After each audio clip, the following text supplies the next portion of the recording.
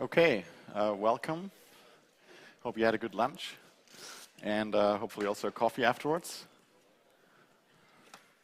Okay. Wow, it's great that so many of you showed up here. So I'm Philipp Haller from TypeSafe, and I'm gonna talk about futures and async and how they relate, and when you want to use which of the two. And so I've been involved in the design and implementation of both futures and async. So I'll try to leave time at the end, so for you to have questions. And yeah, but first, before I start, another shameless plug, just like Heather yesterday. Want to point out we have this more academic version of Scala Days, let's say, co-located with the eCube conference this year in Sweden, in Uppsala, at the end of July. And I want to point out that we have a new program for sponsors, which is really great because essentially sponsors help students like undergrads or people that are doing their masters or things like this to allow them to come actually to the workshop and present some of their cool projects that they're working on. And sponsors, pay for registration and things like this. And so if you're actually interested in hiring some of the strongest Scala developers that are about to graduate or recently graduated, then you should consider approaching me or Heather afterwards and obtain a sponsorship package. But otherwise, in general, if you're interested, this is a really great place for some really cutting-edge research and development in the Scala world. Okay, so the overview of my talk. First, I'm going to talk about the future of Scala and how I see it. I mean, we went to the keynotes, but I have a slightly different view of things, and also what a promise is good for, right? Some people have this unclear picture of, I have futures on the one hand, promises on the other hand, and when do I use which? Is this what's the point, right? Is it too complicated? So I'm gonna try and shed some light on that. And then I'm going to tell you what async is. So if you have never heard about it or used it, then don't worry. By the way, who of you has used futures before? Okay, wow. That's like 98%. And who of you has used async before? Whoa, that's a lot, much more than I expected. So it's like 50% have used async before. Cool. Yeah, so then I'm going to try and give you some guidelines and on when to use which. Okay, the future. So basically, I really like the future API. It's very simple. So we have this standard pattern of having an object future that has methods for creating futures, right? So we have this polymorphic apply method. You give it a body, a block of code, and it turns that into a future. So it asynchronously executes the body, but you immediately get a future of t. And it has a bunch of other things, but that's kind of the most essential one. Now here's a small example. Let's say we're trying to find a used car. That's much harder than finding a new car. So we gotta have a compute-intensive job here, going through cars and figure out if that's a good deal. It's tricky, so it takes time. We wrap that in the future, and then we have sort of our first good deal is a future of actually an option of a car. We might not find one. Okay? And so now what's the type of a future? Well, it's an instance of this trait, which is covariant because we're only ever going to read from it. So we can make it covariant. And there are two important methods here, map and Flatmap, two higher order combinators. And yeah, and I marked them as use case, similar to how Scaladoc does it, because the signature is actually slightly more complicated, but actually not that much more complicated, right? The only thing that I've omitted here is the implicit execution context that tells us how and where to execute this closure, right? So map is simply saying, well, you know, when the future completes that I'm calling map on, then, you know, please take the result, apply the function f to it, and complete the future that you have already returned from map, right? And Flatmap is useful if you have multiple futures and you need to wait for multiple of them, right? So we're going to see some examples here for sure. So the simplest example is, sorry that it's so far at the bottom, I hope you can see it, but basically we have one future which is the first good deal. It's a future of option of car, and we'd like to know what's the price of the good deal. And what we're going to do is we're just going to call map on the future, and the option we transform into obtaining the price.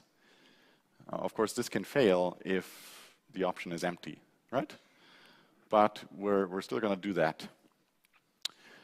Yeah, and that's it. And so what we get back is a future of int.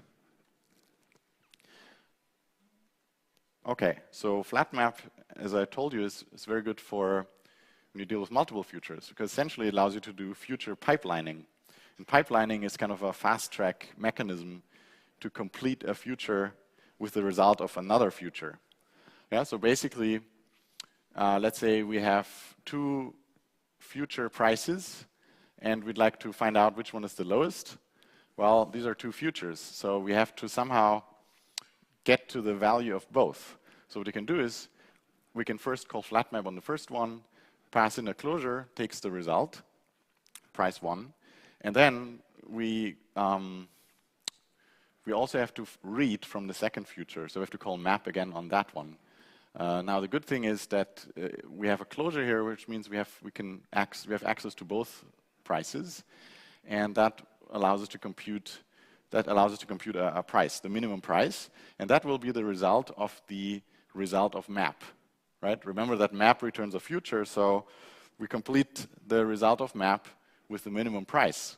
And Flatmap now has this fast-track mechanism that as soon as the future here that we return from our function passed to Flatmap, as soon as that future completes, we complete the lowest price future with it, right? So we pipeline it through. We kind of directly complete these things. Okay, so this is all good, but in my opinion, it took way too long for me to explain this code to you, right? Given that it does such a basic thing. So that already hints at what we're going to talk about in the future.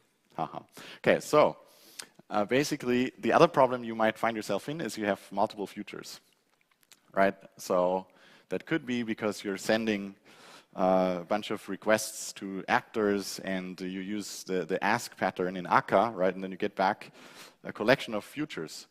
And now how do you actually combine all of them to get all results? I mean, maybe you don't need all results always, but that's certainly one situation that you might find yourself in.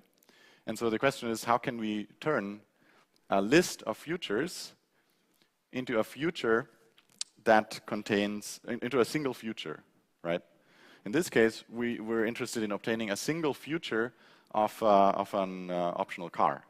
So how can we do this? Well, there's one really nice operator in the future companion object called sequence, and it takes a collection of futures, and what it does is it creates a new future that is completed as soon as all the futures in this collection have completed, right? So it's a non-blocking operator, right?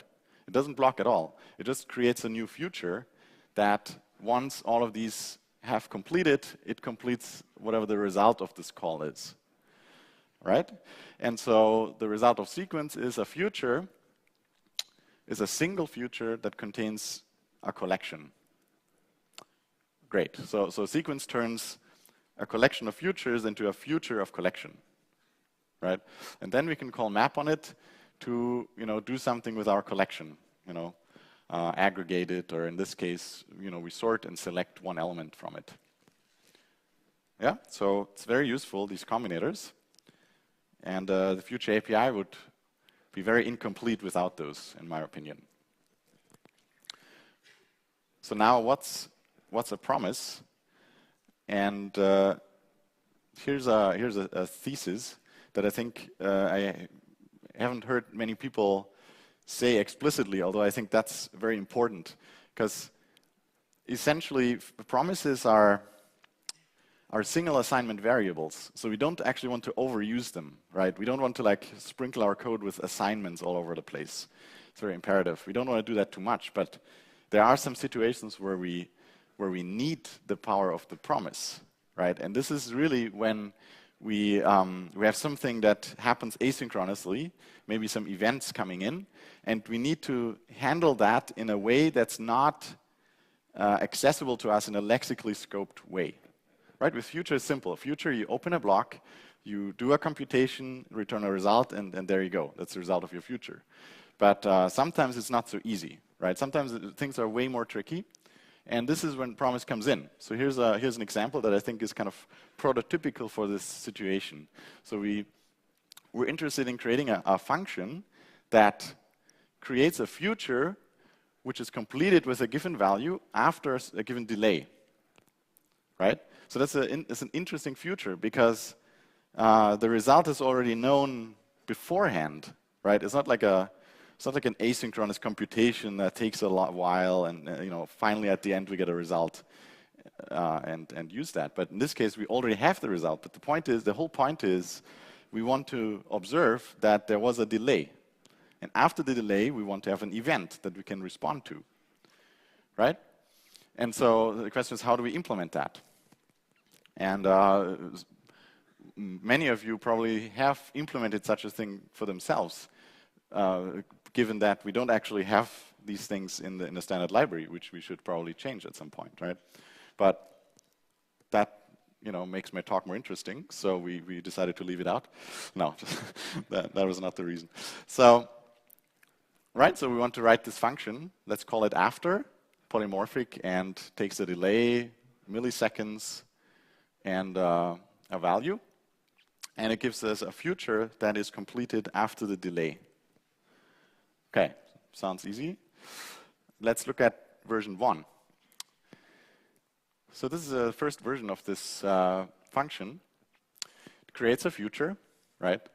And we pass a block of code to determine what the future should do. And well, the computation is rather simple, right? All we need to do is we need to wait for a bit and then return the value that we already have, right? Super easy. And in fact, I really like this code because, and now some of you might want to kill me, but I truly admire this code because it's so simple, right?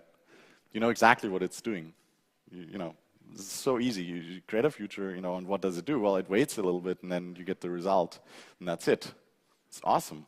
I want to have code like this. I want to write code like this and read for it, especially. Right? So now let's look at how it behaves.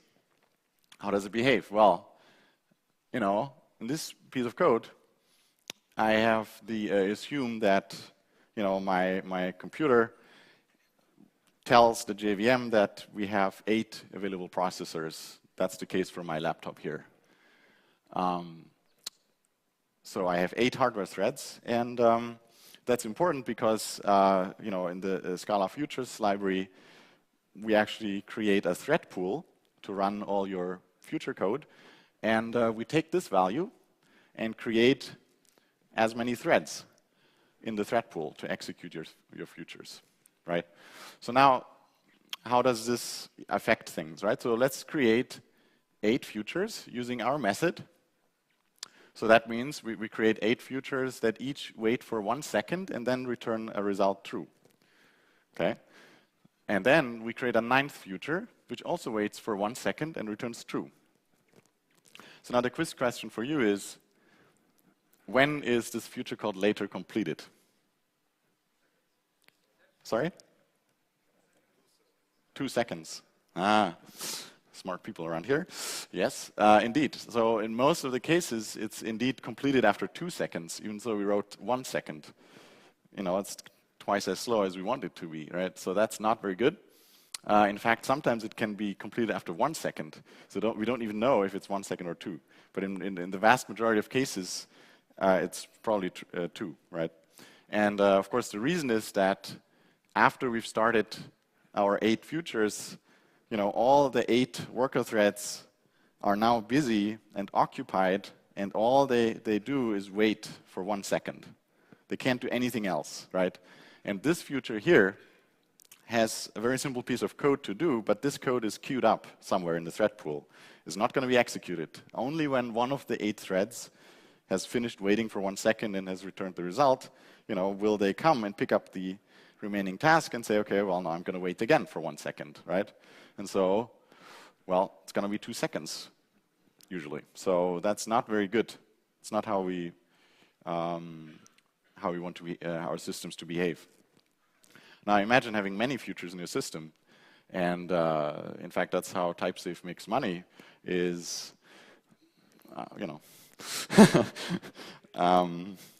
figure out how to remove these bad situations, right? So, good. So now promises, right?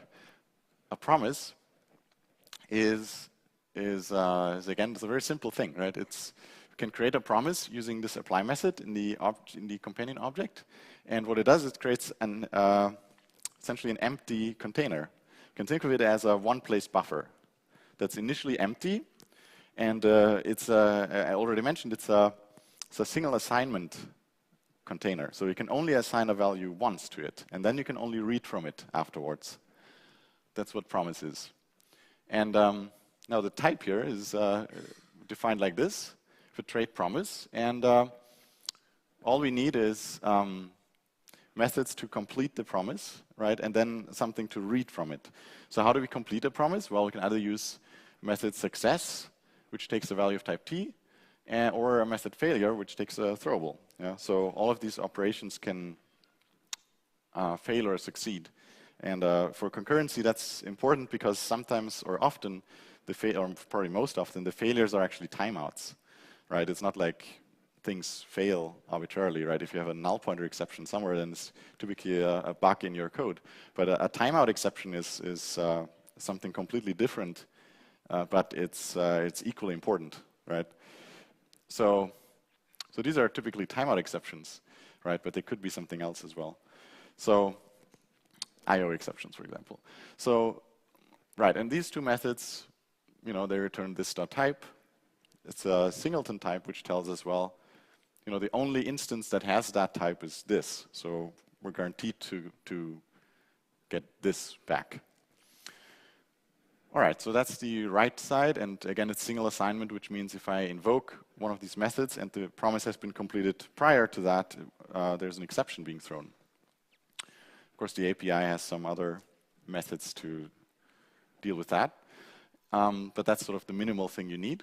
And then we have method future, which allows us to get the future that's associated with the promise. So every promise has a future associated with it. And it's up to the implementation if those are the same object or not, right? But conceptually, there's a way to obtain a future interface to the promise. So, and of course, the logic is that once someone completes the promise, whoever wants to read from the future gets, well, the future is completed, and therefore everything else kicks in. Okay, so now using promise, let's write a better behaved version, hopefully. So what we can do is we can simply create this empty container, and then we schedule a task which, after the delay, completes the promise successfully, right? It's pretty easy. And then at the end, we simply return the future that's associated with the promise. Okay? And this is much better behaved. Of course, you can choose to use different schedulers. Most people probably use the one from Akka, right? But it's it's up to you. But it's certainly the way to do things in an event-driven way.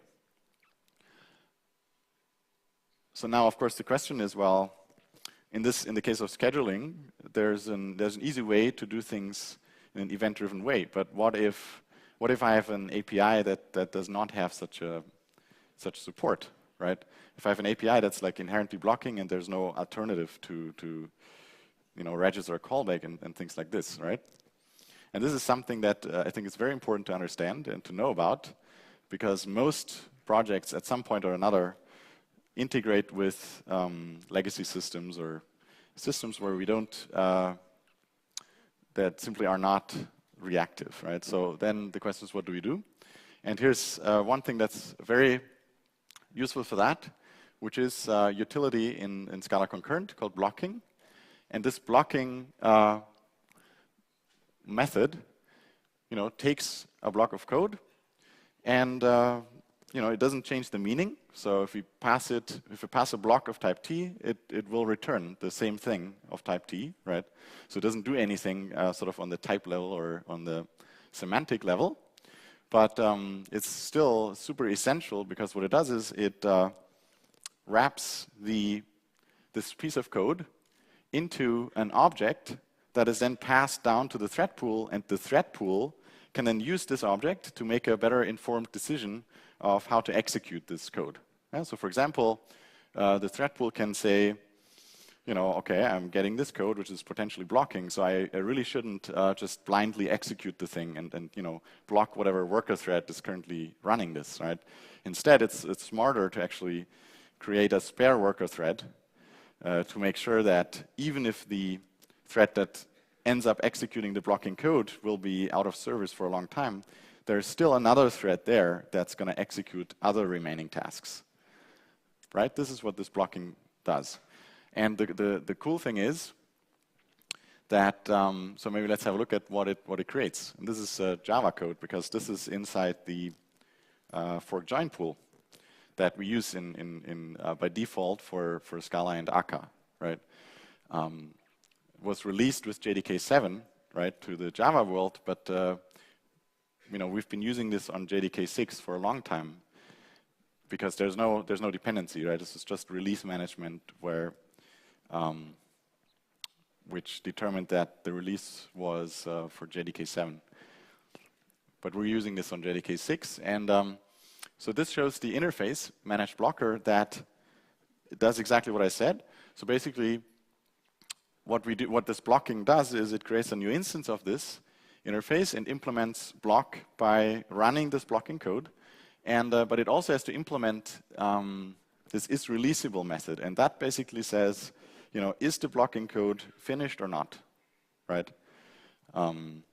Because that's important to know for the thread pool, because the thread pool, when it knows that the blocking is already finished, it can now dispose of the spare workers that it has created. So it can shrink again. You don't want your thread pool to keep growing indefinitely, right? So that's very important. And yeah, that's what blocking does. And of course, this example is a bit, not ideal. Typically, what you have here is not a sleep, I hope, but like a blocking database call or other things, right? Or APIs that themselves transitively call into some blocking data store or something like this. Yeah. Okay.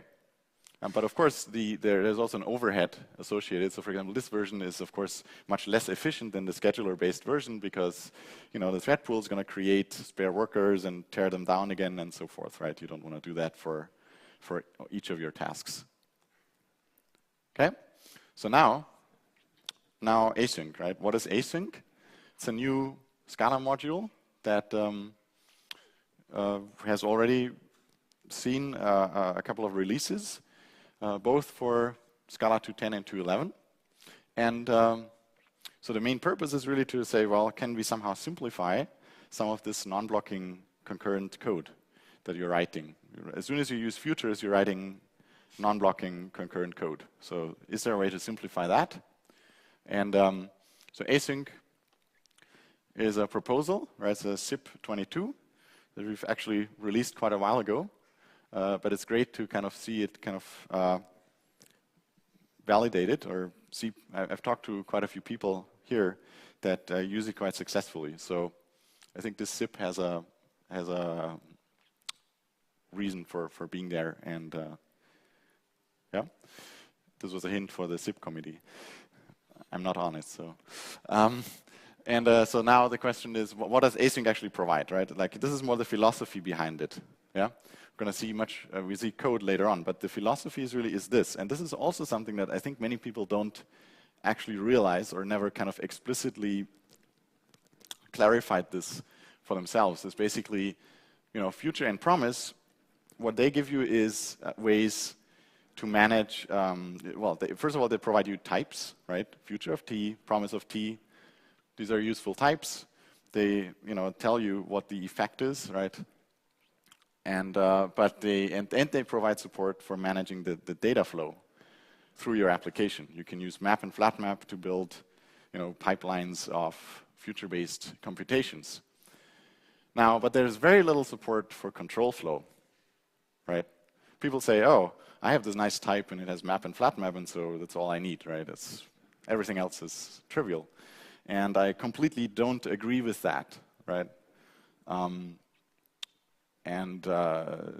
There's a reason why, not only like a C# and F#, but also a hack, for example, they all kind of found that it's good to provide some support for managing control flow as well, especially if you start having like, 15 to 20, Map and Flatmap calls in some piece of code. That's your workflow, essentially, right?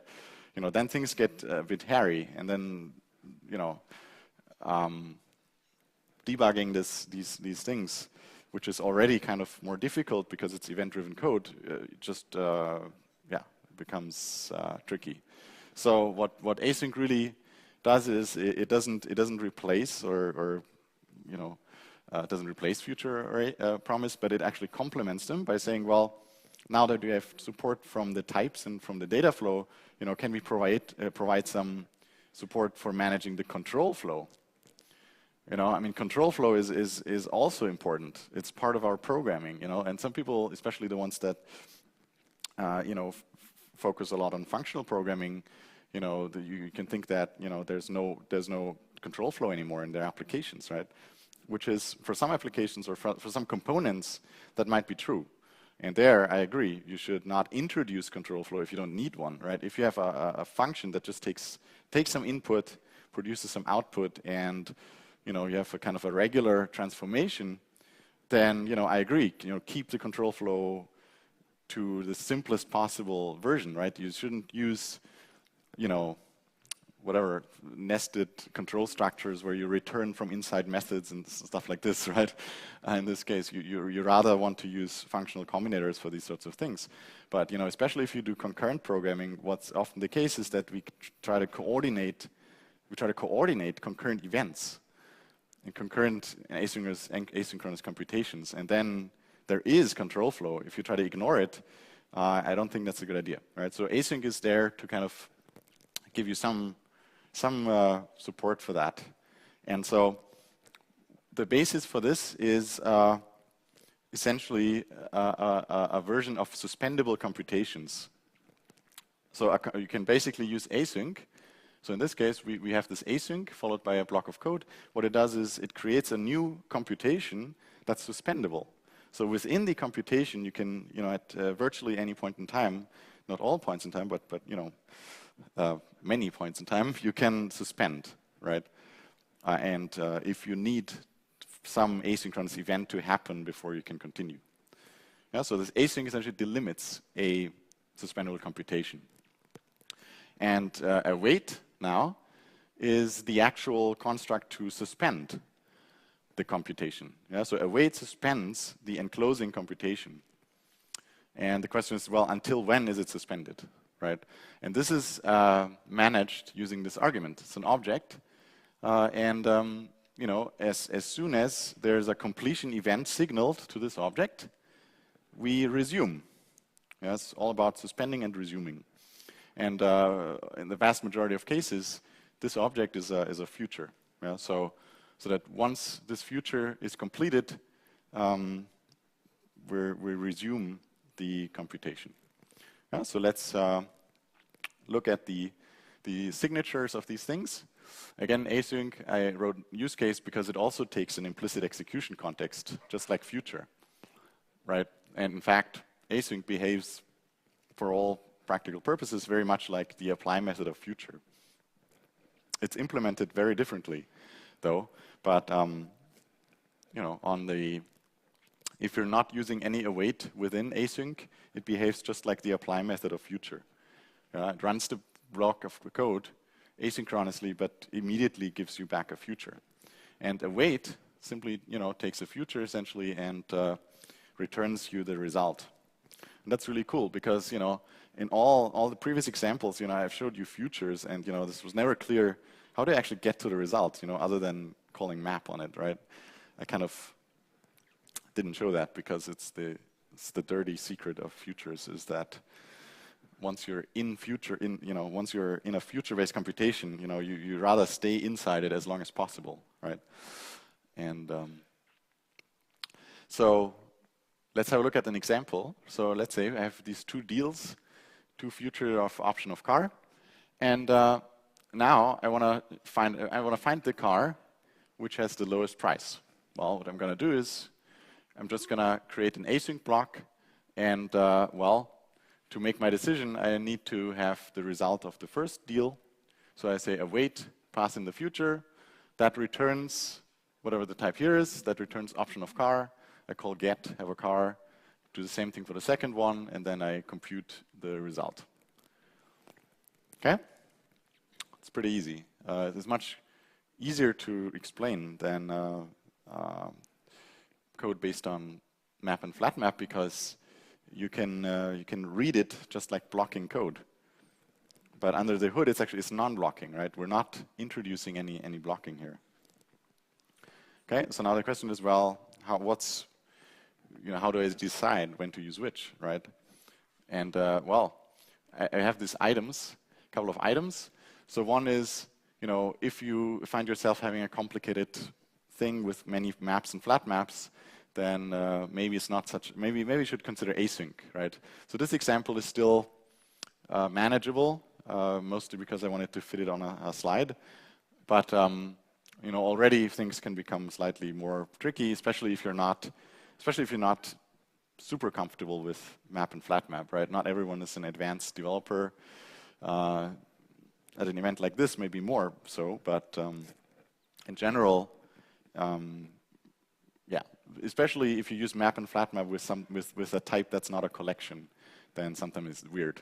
Some people don't find it natural to use map and flat map for types other than collections, right? No, that's fair enough. So what we can do is we can use this instead, and that's actually the previous example, right? I just copied the slide, yay. So item 2, it's more interesting. So now if you say, well, I know futures, I know 4 comprehensions, I know I can use them together because futures have map and flat map, then you're writing code, and we've actually shown this last year already. So basically, what can happen is that you end up writing quite tricky code, even if you're using 4 comprehensions. So I don't want to go and explain all of this because that just takes time. But basically, the point is we have 2 futures here that we want to wait for. One is this first one, future day of year. And then the second one is the future that's returned by this method call. And the problem is that we also make a decision based on a pattern match if a regular expression is matched, right? And then if it matches, we have to wait for another future. So we need a nested for, right? And that can complicate things, right? Right. So it's not super trivial. With await, it's actually with async await, it's much easier to do this kind of thing, right? Just because you can like do the pattern matching within the like on the right-hand side, you can just await, and you know, the async will do the transformation for you. So that's one example, right, where complex 4 comprehensions are not so readable, right, sometimes. The other thing is And now it's going to be a little bit painful, especially for us. But the thing is, you shouldn't you shouldn't forget about everything that exists. Especially combinators for working with collections of futures are very useful, even if in some parts you use async, right? So the thing is, if you end up writing code like this, where you have a collection of futures, and it's hard to look at this, but you're creating a list and you iterate with while, and kind of you go through the list, and for each future you call await. It gets you the result. You add it to the list, and at the end you return the list, right? So you don't. The thing is, you shouldn't overdo these things.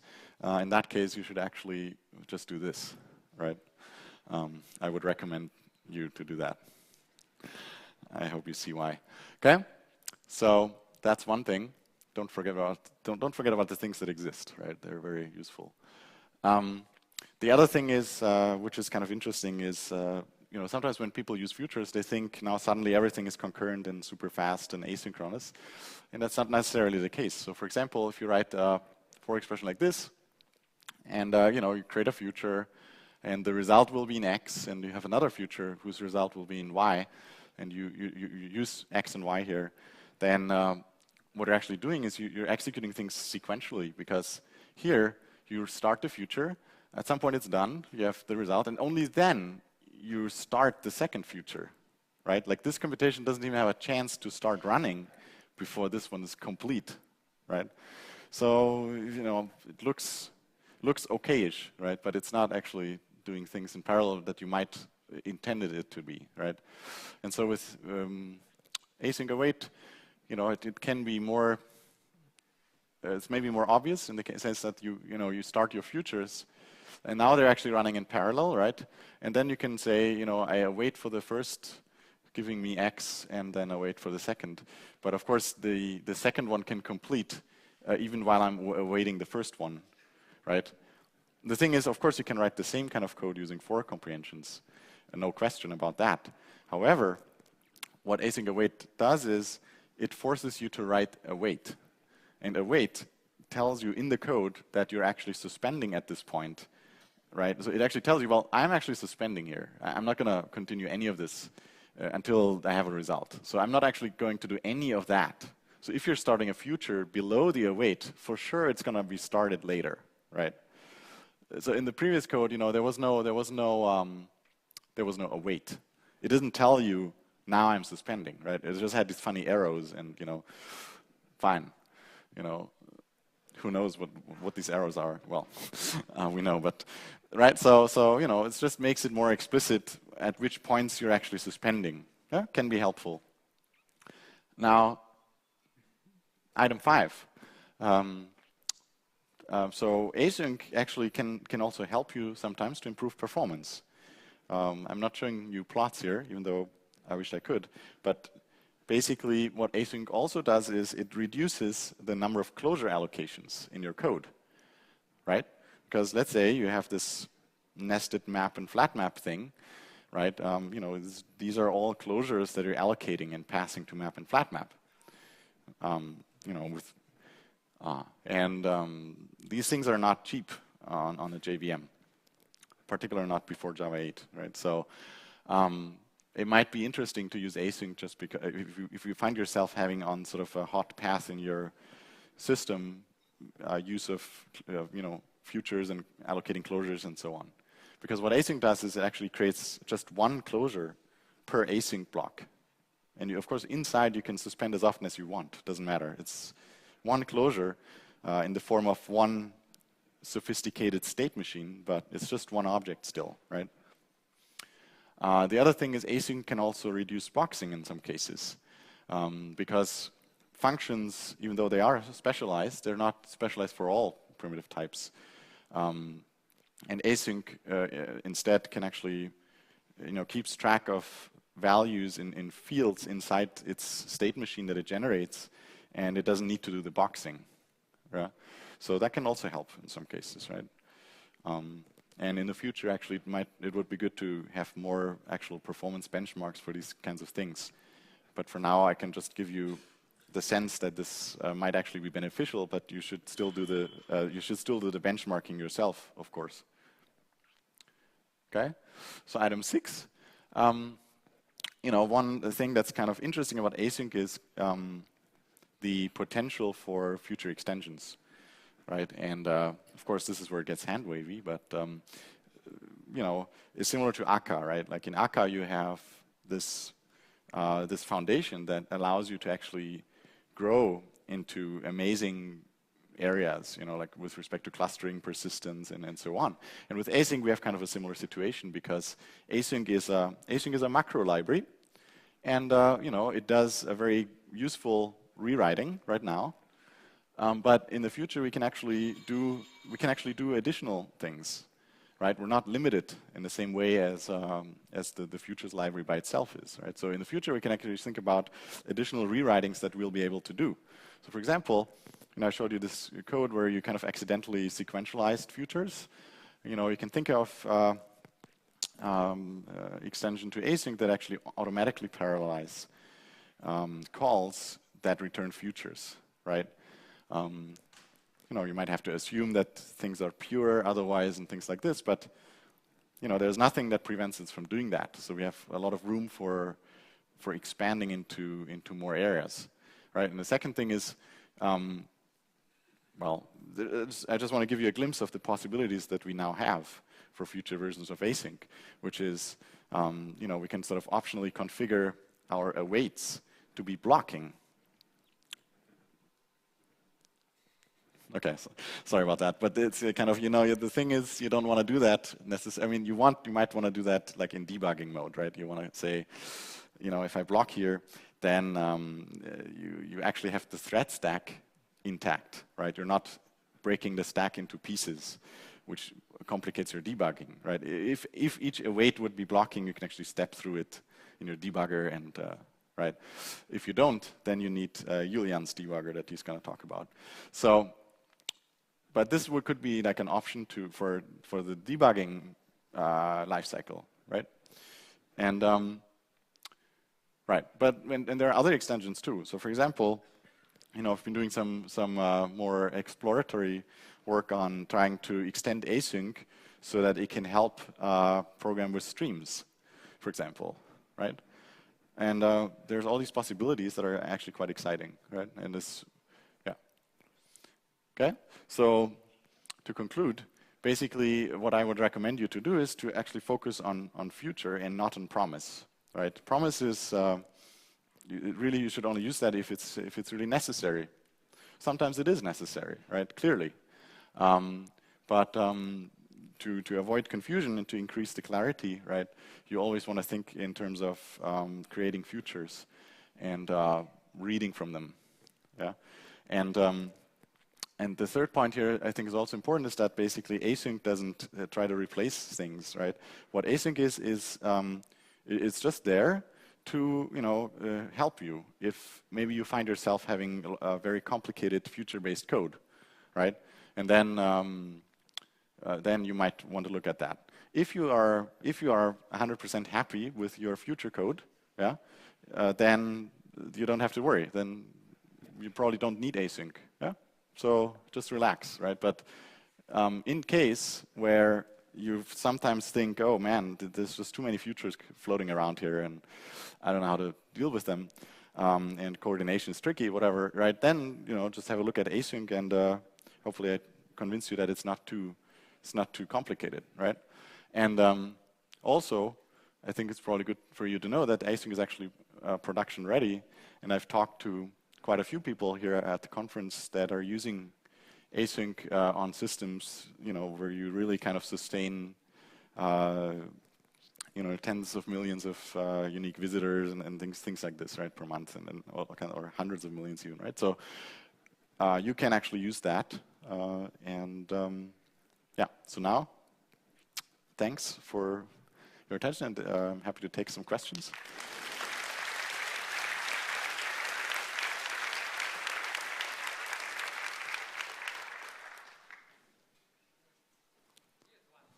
Yeah.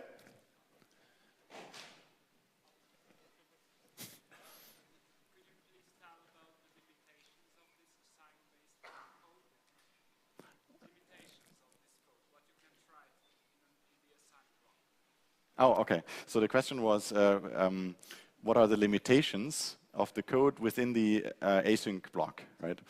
And it's true, there are a couple of limitations. So maybe let's pull up an example. So here's an example, right? Of course, we have async, and within, what we want to do is we just want to write regular Scala code, and sometimes we want to use await, right?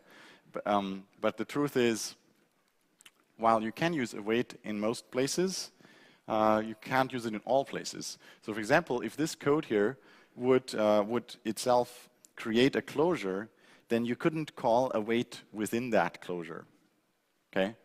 So that's one limitation. But the trick here is that usually if you have such a situation, what you want to do is from the code that creates the closure, maybe it's an operation on a collection that uses a closure. What you can do is instead of trying to use await within the closure, you just return a future. Yeah, instead of directly awaiting inside that closure, you just return whatever the future is that corresponds to that. And then later, you use that future. When you're outside the closure, you can then call await on that future. So this is a bit, sorry that I don't have code to show this pattern to you, but that's usually a way around this restriction, right? And I think that's pretty much the only important restriction, really, of using await inside an async. Yeah. But the compiler will also tell you, right? The compiler is nice, right? It tells you, okay, you're using await within this closure, right? But there's so kind of like there's a closure between the await and the enclosing async block, and you can't do that. But the compiler will give you an error message that tells you exactly which closure it's talking about, right? So what you can do is then you simply say, well, I'm going to move the await out of this, right? Which means I'm not going to await the thing, so I'm going to keep the future around that I still have there, right? And then I'm just going to try and await outside of the closure, right? Any other question? Yeah, here's a question. That's a very good question. So the question was how to handle timeouts with await. And so the await construct itself, right, is very simple. Like the only thing you can do is return actually the result of the future. So if you have future of t, it returns t. So question is, what do you do with timeouts and failures or other exceptions, right? And basically, it'll simply throw the timeout exception when it occurs. So in a sense, it's similar to like a future that fails, right? And you have to then use a combinator to handle it. So if your future fails and you call map on it, then the failure, of course, you can't handle within the map because map only applies to the successful result. But you have other combinators to deal with that. Whereas in this case, we don't actually provide additional combinators, but since it's straight line code anyway, you could just catch the exception here, right? So await, if this future times out, it throws an exception, and you can handle that. But it's true that it might be interesting to think about some other methods in the API to add some variants for await, where you can handle failure maybe not only via try catch. Yep. Oh, is there a special way to specify the timeout for await? There is no special way. One reason is that, right, so if I understand the question correctly, you're saying, well, I want to wait for this future, but at most, 1 second. And if the second is elapsed, I want to have a failure or a timeout exception. And the thing is that you can always take the future that you have and transform it into a future that is completed after a timeout, right? So the point is that you can always enrich a future with a timeout. Now the thing is, we don't provide any convenience methods for that. They might actually be better placed, maybe not in async, but actually in the futures library, right? To easily attach a timeout to a future. But you can always transform a future into one that will complete with a timeout exception after some time. That's why we didn't add special support for it, because then you can just await the enriched future, and then either you get, if it's successful, the await will return, or if it's not, it throws the timeout exception, right? Yeah, question?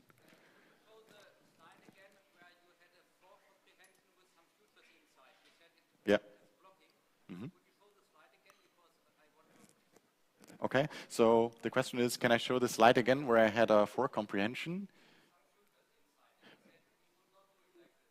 with some futures inside? Hold on. Was it this one or? Oh, sequential. Sorry, the sequentialized version. I see. Yeah. So this was this one here, right?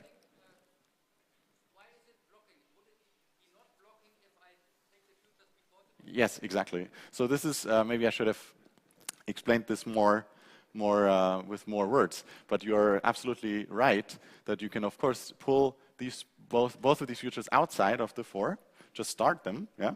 Then they run in parallel, and then we simply wait for them inside here. Yeah. So we can actually do exactly the same that we did here. We can do the exact same trick. Yeah. So you're absolutely right.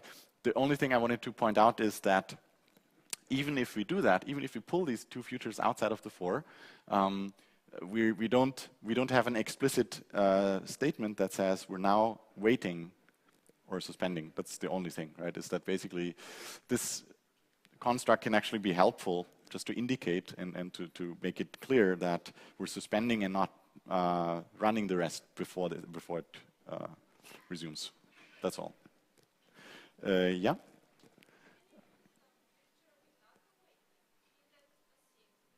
Can you use future without a wait?